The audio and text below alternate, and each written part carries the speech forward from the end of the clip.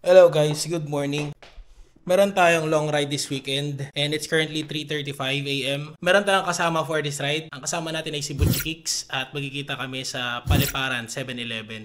Yung lagi nating dinadaanan pag pupunta tayo ng Davilan or dadaan ng Cardiac Hill Parepal. Meet up namin dapat 4 a.m. ish. Nandun na, so targa muna tayo, okay?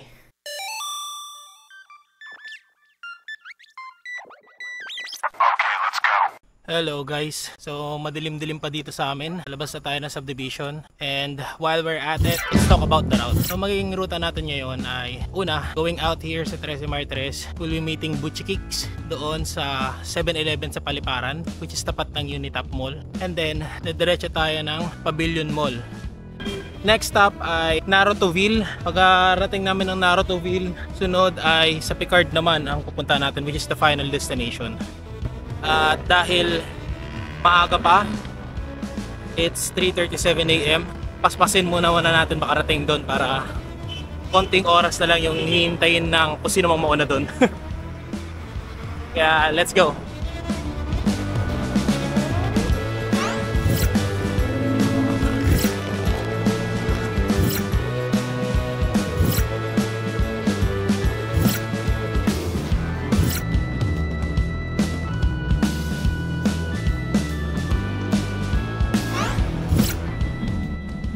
Nandito na tayo guys sa Unitap Mall.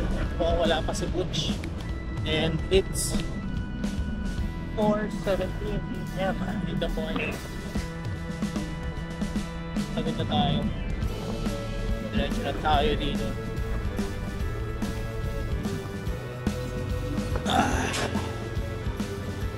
Hintay na lang natin si Butch dito. At ayun. Hintayin muna natin siya. Ayun na nga guys. So nandito na si Butch. Time check 5:11. Pagdating niya, rekta na kaagad ng biyahe. At nandito pa rin kami sa GMA. So we are on our way sa Pavilion Mall. Kaya ayan, rat-rat tayo. Let's go!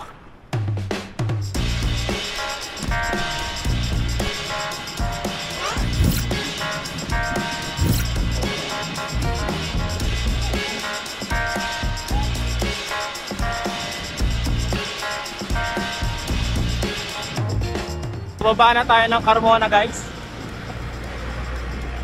Eto na, rock and roll muna tayo. Medyo pasikat na rin yung araw at mapapaspas natin kasi pababalan to. Tulad lang nung bumaba tayo dito, pumunta tayo ng Davilan. Kaya let's go!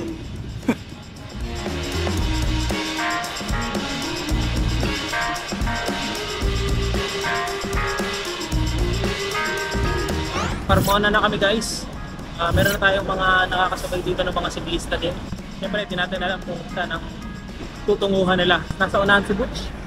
Maluwag-luwag pa yung kalsada, pero makikita mo na dahan-dahan na dumadami yung mga sasakyan. Pasikat na rin yung araw.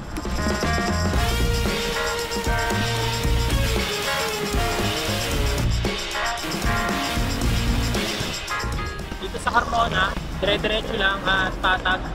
Kagandahan dito, meron silang bike lane. Ito yung unang ahon na nakita ko dito sa Carmona.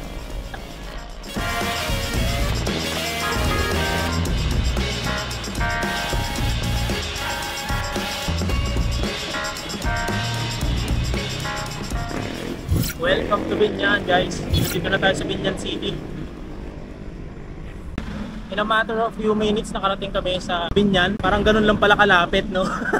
Hindi ko akalain na ganun lang pala kalapit. Or should I say, ganun lang namin kabilis na puntahan.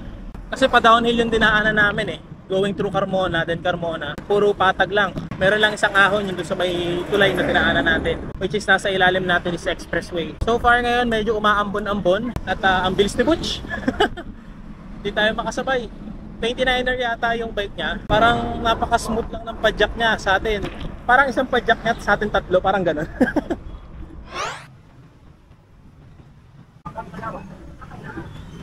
Dito marami na talagang sasakyan sa Central Mall Binyan. Napaka-light lang ng traffic na nararanasan natin. At mas maganda na yung panahon. Pero kanina inambun tayo eh. Ngayon, maliwalas na. Ayos. Nandito na tayo sa McDo. At mukhang ito na yung kasama natin na isa. Back on the road, bye-bye na tayo papunta sa destination natin. Bali, nagpalit tayo ng ilang mga details sa ride natin. Imbis na pumunta tayo sa Naruto Village, ang mangyayari, pupunta muna tayo ng Picard, Jamboree, and then napag-usapan namin kanina, akit na lang kami ng Aguila Base sa may Makiling. Technically, nakapunta na ako doon one time dahil ang Mount Makiling ay ang mother mountain ko no, nag-hike pa ako. Until naman, now, nag-hike pa rin ako pero medyo madalang na. Hindi ko na masyado maalala eh, tagal na nun eh. Siguro mga 2012 yata yun, 2013, not sure. Si Butch. And yung kasama natin na isa, nalimutan ko yung name ni sir. Pero ayun, siya yung nasa unahan. So currently, time natin is 6:22 AM. Kakalis lang natin sa pavilion. Try nating rat-ratin in a way na makikita natin yung mga dadaanan natin para ma-familiarize din natin. Ayan. So nandito na tayo sa welcome ng City of Santa Rosa. Malaki din ang kalsada nila dito and currently konti lang din ang mga sasakyan na nakikita natin. Santa Rosa pa rin kami guys, pero mukhang mas mabilis ang aming pacing ngayon. Currently we're running at 24 kilometers per hour. Subukan kong sumunod sa likod ni sir para mas mabilis. Ang bilis niya. Ba't ang bibilis nila pumadyak? Oo, ang bagal ko eh. Hindi ako masyadong familiar dito sa lugar na to or sa ruta na to dahil hindi pa naman tayo nakakalibot dito sa Santa Rosa or any part of Laguna na gamit ang ating bike. Medyo di rin ako ganoon ka-familiar kung ano yung mga spots na pwede natin gawing palatandaan. Dahil most of the time, ang ginagawa ko, nag-Google Maps lang ako. And then check sa Komoot para sa mga gradient ng dadaanan natin. Right now, I believe nasa Santa Rosa pa rin tayo and it's 6:39 AM. Mas bumibilis yung pacing namin ngayon. Pero oo nga no, sabi kasi ni Butch kanina, sumunod din sa likod para mas magaan. Although kanina talagang malapit lang kami, talagang ramdam ko yung gaan. Pero ngayon kasi ang bilis ng padyak niya eh.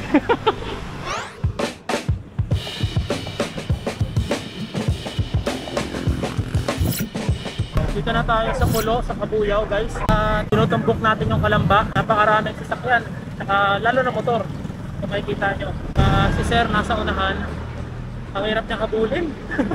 Hindi tayo makatutok sa likod. Tumatakbo yata siya ng 30. Napaka-chill lang ng padyak niya pero bilis. Para sa atin, medyo struggle. Lalo na ngayong traffic.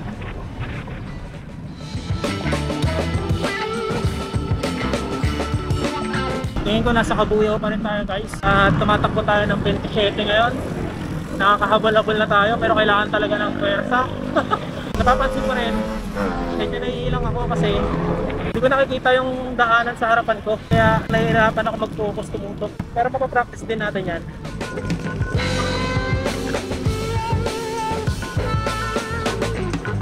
Gagi, akala ko ulap yung nasa unahan. Bundok pala. Yan na yata yung Makiling. Akala ko kanina, sabi ko parang ang kapal naman ng fog. Yung pala, bundok na pala yan.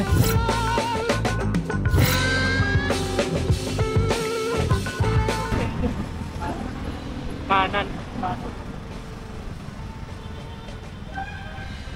Tapos na yun eh. Rizal Stadium? Oo, nabagaw din ako malaki. Pinakamalaki sa Rizal. Tignan natin. So dadaan tayo sa Rizal Stadium. Ikutan lang natin, parang side trip tayo sa huli. Bagal natin eh. Napaka-smooth lang ng ride namin. Kaya lang, mahirap mag-keep up sa speed nila. Tingin ko, hinihintay lang din ako ni Butch. Kaya nandun siya sa likod eh. Ayan, nandito na yata tayo sa Kalamba. Ayan. Kasi Rizal Coliseum. Dito na tayo guys.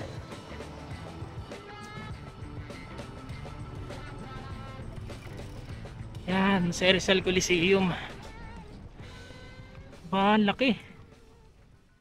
Ito pala ang Jose Rizal Coliseum o kilala din sa tawag na Kalamba Coliseum. Ito ay 10,000 capacity indoor arena bilang sports venue at convention center dito sa Calamba, Laguna. Pinangalan nito kay Dr. Jose Rizal na dito ipinanganak sa Calamba, Laguna noong June 19, 1861. Sinimulan nitong itayo noong April 2017 malapit sa City Hall at Monumento ni Rizal. Ang disenyo ay base sa isang clay pot o paso na isang simbolo ng bayan ng Laguna. Larga na tayo ulit. Siguro nagstay lang tayo ng mga 5 minutes ko. Hanap na daw tayo ng kakainan bago makarating ng Makiling.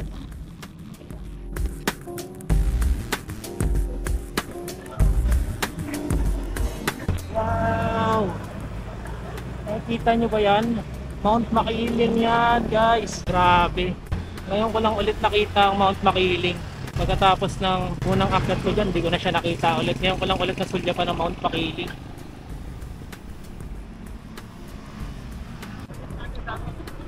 Grabe oh! Dito lang tayo, huwag tayo dyan. Pero saan ang lusot nun? Ah, dead end. Hindi ko kaya siguro akitin nyo ng isahan lang. Siguro abutin ako ng mga 2 tukod.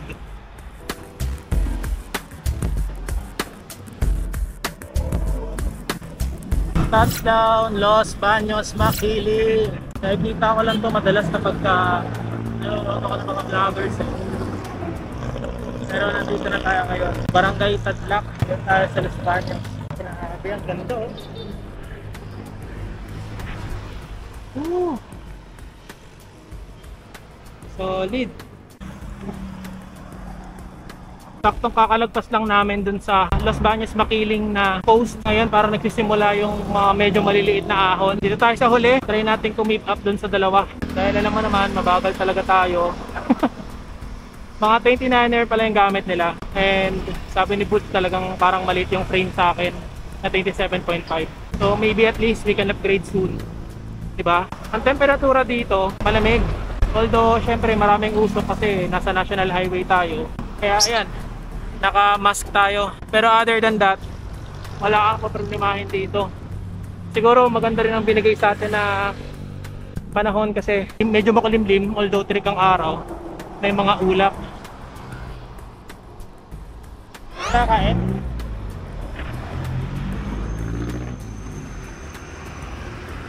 Pahinga muna tayo dito guys. Kasi hindi naman kalayuan to dun sa pinagpicture namin. Pero dito na tayo kakain ng almusal.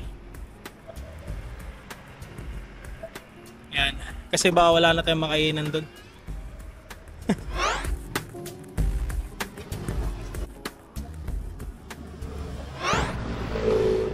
Tapos na kami kumain. Larga na tayo sa Aguila Base. So meron tayo ditong papurbang akyat. Pero sabi nila Butch, saglit lang naman yan. Hindi lang yan kaya-kaya. Pero isusunod dyan, which is yung pa-Aguila Base niya yata. Hindi ko rin sure kasi ngayon lang ako nakapunta dito. Time check tayo. 8:24 AM and currently naka 52 kilometers going 53 na ang distance natin.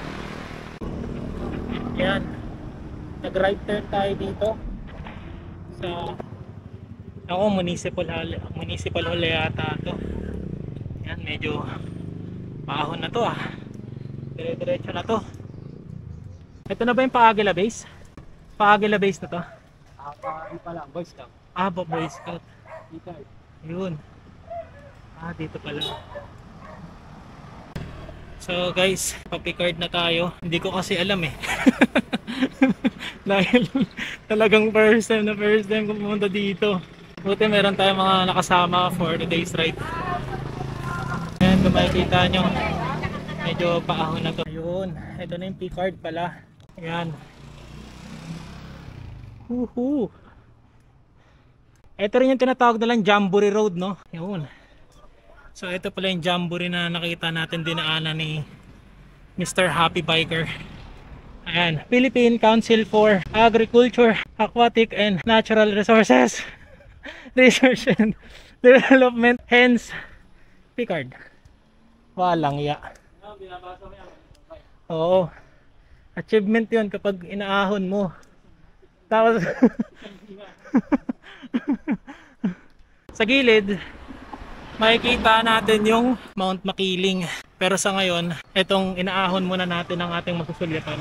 Sustain ang ahon na ito sa 5 to 6% at sadyang mahaba. Nadaanan namin ang building ng DOST bago namin natanaw ang recovery. Mahaba-haba din ang recovery kaya nakapagkwentuhan kami habang nagpapahinga. Dito may naabutan kaming mga siklistang nagpapahinga din sa parteng may maaliwalas na view. Pagkatapos ay nakita namin ang susunod na ahon. Maiksi pero pakurba kaya swabe lang namin dinaanan hanggang sa recovery. Sunod dito ay may lusong pero alalay lang sa preno dahil mayroong sharp curve sa dulo. Paglagpas dito ay di na ako masyadong nakabuelo dahil di ko napansin na ang susunod pala na ahon ay paakyat sa kilalang climb section dito sa Jamboree na may dalawang sikong dadaanan paakyat. Woohoo!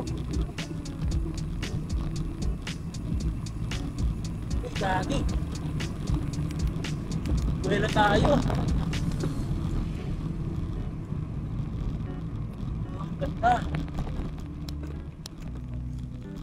Ito na yun! Nawala akong buwelo. Parang tumigas eh. Walang ya.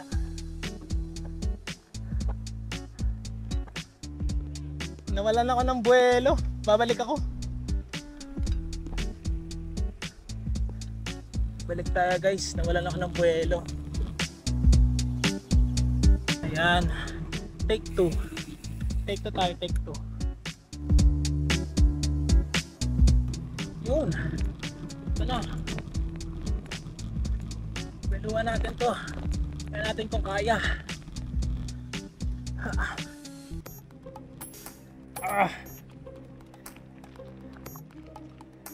Hirap.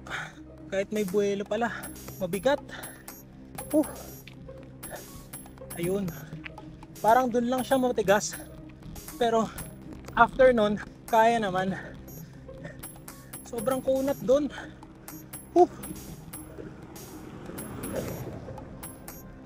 Ayan. Parang ito yung sa dabilan. Abutin kaya.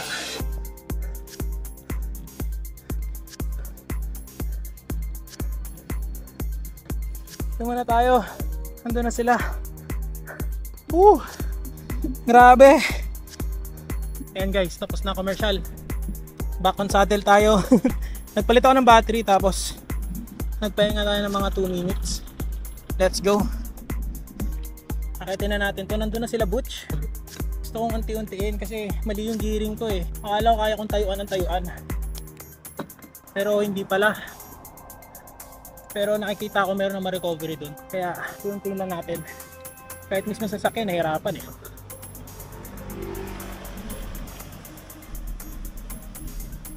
Yeah. Grabe ang ahon. Nasa 15%.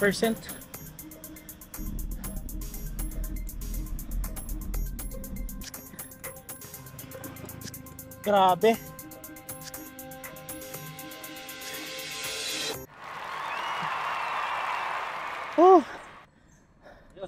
Ayos.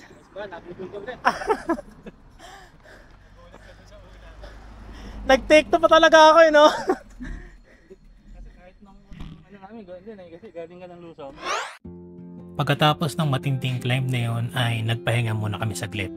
Muni-muni habang nagbibigayan ng tips sa proper gearing sa ganong klaseng ahon na mai-encounter in future rides. Sa parteng ito ay sobrang lilim at presko ng ambience dahil sa yabong ng mga puno. Saktong-saktong pahingahan lalo na pagkatapos ng matinding climb na yun sa Jamboree. Mula dito ay isa na namang siko na may banayad na climb ang aming dadaanan. Ayan. Meron ng arko. Arko ng ano to? Ayun. Boy Scout of the Philippines. Natira na lang yung buo. Hindi naman ganun katarik yung ahon na yun. Unlike dun sa kanina. At dito, bawal lumusot. Mag-ingat, madulas ang kalsada. So basa yung kalsada dito. At malamig din yung temperature guys. Mga dugso. Ayun. Sampaguita Cottage. Yeah!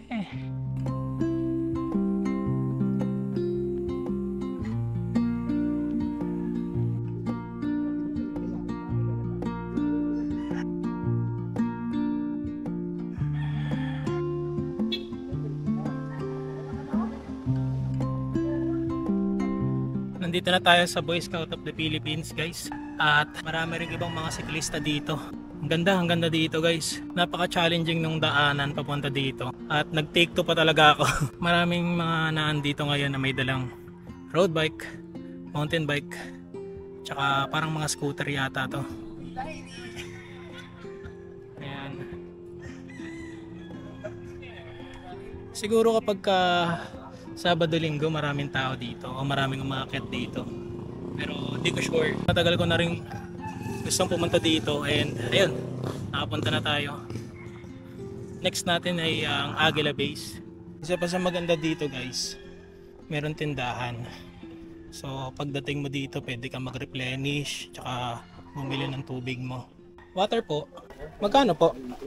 20 po.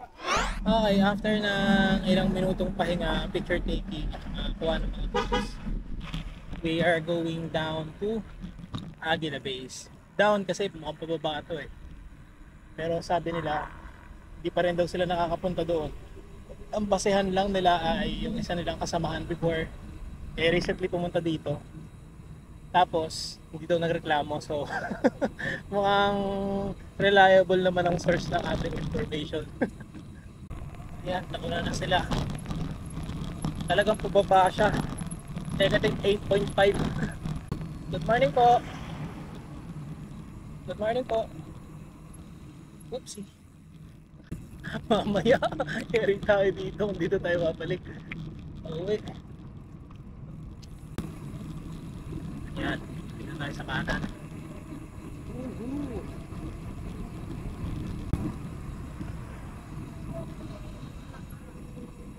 Tapos kanan tayo ulit.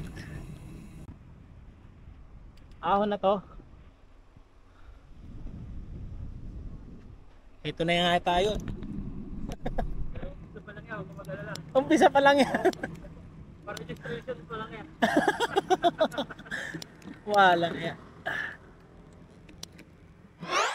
Sa parting ito ng UPLB, kami ay papunta na ng Aguila Base na nasa paahan ng Mount Makiling. Pagkatapos ng maikling ahon mula sa tulay ay banayad na 2-3% na gradient ang dinadaanan namin hanggang makarating sa registration point paakyat ng Aguila Base. Nakakalibang umikot dito dahil bukod sa malilim at smooth ang espaltong kalsada, napakatahimik at nakahalo sa simoy ng hangin ang amoy ng mga puno at halaman sa paligid. Di rin namin ramdam ang elevation na dinadaanan dahil nalilibang din kaming magkwentuhan habang nalalagpasan ang mga building na nababalot ng mga puno at halaman. Ayan, may singilan ng nagaganap doon. Ayan na pala yung registration. And currently, guys, nasa 7% na ang gradient. Register tayo, register.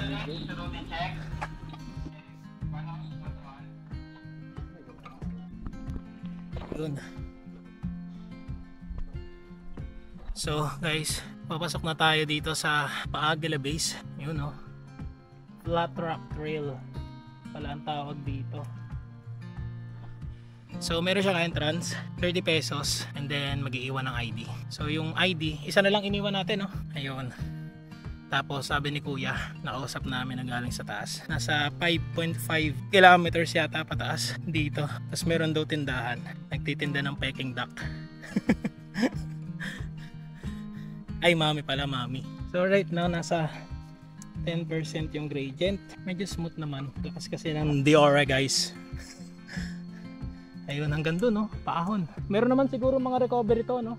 Yun ang hindi sure. Tatlo pala kami first time dito, guys. Kayo first time dito sa Aguila Base. Ako first time sa lahat eh. 14% na. Pero meron namang recovery dito. Yan. Ano tayo saglit na recovery. And then akit na ulit. Yan, naririnig nyo ba, guys? Ibon siguro yun or insect. Dito mo lang din talaga maririnig yung mga ganyan. Yun, dito yung flat rocks at saka ano yun, ibig sabihin paakyat sa taas pa. 3.7 kilometers. Station 2. Pero zero yung takbo natin Tapos nasa 11%. maganda pa, nasa lilom tayo ng mga puno, kaya kahit umaahon hindi masyadong masakit. Ay, may daan ba diretso dito? Ah, okay, doon na tayo lalabas mamaya. Ayun pala. Akala ko kasi karugtong Agila yung jamboree. Sa ano, akala mo doon sa art Akala ko aakot pa. So technically, hindi na tayo lalabas doon sa pinasukan natin. Sa UPLB na tayo lalabas. Oo. Yun pala, hindi na tayo dadaan sa Jamboree. Pero okay lang din naman dumaan doon. Kasi pababa na eh. Pero wag na, nakadaan na tayo doon eh. Kaya bala. Buti hindi masyadong malumot, no? Pag kamukha yung bike namin, di ka mo, tatak lang iba. Kaya nga eh. Morning. Morning po. Sa climb na ito from registration to Aguila Base, na-test ang endurance ko. Maraming siko ang madadaanan paakyat at most of the sections ng kalsada paakyat ay puro tuyong dahon at malawak na gubat ang makikita. Maraming mga kasalubong na cyclists at hikers na paakyat o pababa na. Kailangan mo ding siguraduhin na maayos o properly functioning ang brake mo dito dahil kakailanganin mo ito pagbaba. Napaka-dense ng forest dito na maliliit na sinag lang ng araw ang nakakalusot sa mga punong bumabalot sa buong kalsada. Isa rin itong dahilan kaya marami sa section ng climb na ito ang malumot at madulas, kaya iba yung pag-iingat ang kailangan. Sa bandang kalagitnaan ng climb na ito ay may maikling patag din naman kung saan makikita ang signage papasok sa trail patungong Mud Spring. Ranging ang gradient ng climb na ito from 7% minimum up to 16% on some sections. Dito ko naisip na saktong-sakto lang ang last ride ko paakyat sa Santa Rosa Tagaytay Road at ngayon nasa kondisyon ako sa climb na ito pa Aguila Base. Ayan, station 10 na tayo.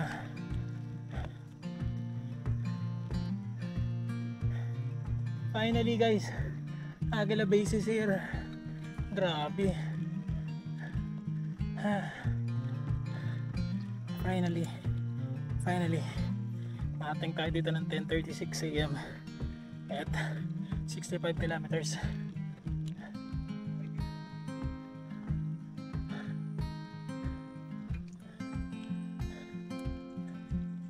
Grabe.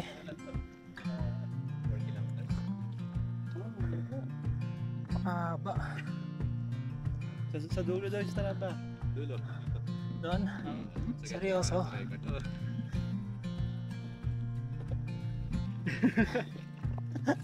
Walang yung Strava to ah.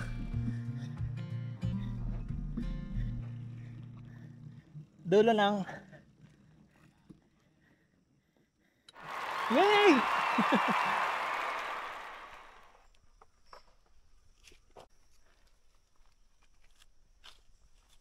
So guys, finally nandito na kami sa Aguila Base. So mayroong bilihan dito ng pagkain. Sabi nila may lomi daw. Malaman natin, pero parang gusto ko magpansit canton. Pansit canton na masarap.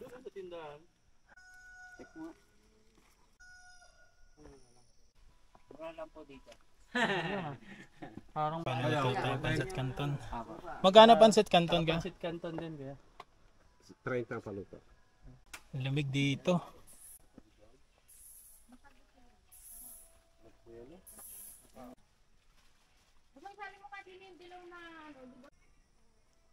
Galing ka sa ito.